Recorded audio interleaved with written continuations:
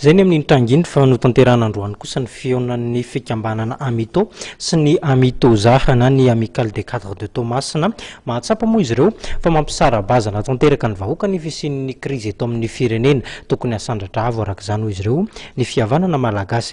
Rotsirakotondray no nanangona ny vaovao misariny dina rakoto. Ny taona raiky amin'ny 1700 roa amin'ny 1700 teo eo no natsangana ny fikambanana Amito na ny Amical des Cadres de Toamasina noho ny fahatsapana fa mampisara bazana ireo tompony andraikitra avy any Toamasina ny fisian'ny olana teto amin'ny firenena tamin'izany fotoana izany dia najoro ny fikambanana Amito. Ny tarigetra ny fikambanana araka izany dia ny fifankatiavana eo amin'ny samy mpikambana ary koa ny firaisan-kina.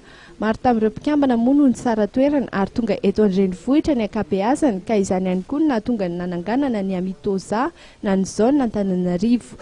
Anisan'ny filombonahitry ny fikambanana ny Praiminisitra lefitra misahana ny indostria Botozaza Pierrot. Amito dia tsy manao politika, apolitika.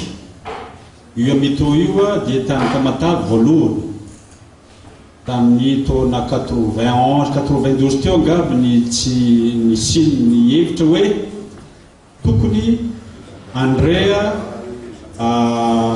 fanapahan-kevitra ny cadre mba ahafahany koa mitondra anjara brika amin'ny fanatsarana ny fomba fitorana.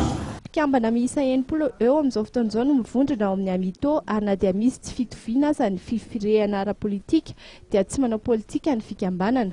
Ny tsirairay any amin'izay misy azy dia samy manao izay resaka politika ataony ihany zoany izany ary aporisihana ary izy andray andraikitra amin'izay fa rehefa tonga ato amin'ny fikambanana Amito kosa dia mangina izay tsy fitovi-kevitra izay ray izay fa ihany koa mahazo miresaka koa kanefa ny amin'ny mahakadra azy amin'ny mahatompona andraikitra azy mahay manendry fo mahay fanakalo hevitra ankitso-po dia ny hevitra ihany dia hevitra mihitsy ny ampediana fa ny fotsy miady mahavoantsika amin'izao fotoana izao malagasy atsika matsy malagasy rehetra tsy mifampiditra trano ny pirahalahy mpihavana rehetra fa ato amin'ny Amito na fiorehana politika samihafa aza afaka miresaka afaka mifanampy afaka mifametanana satria izay ny tarigetra ny Amito.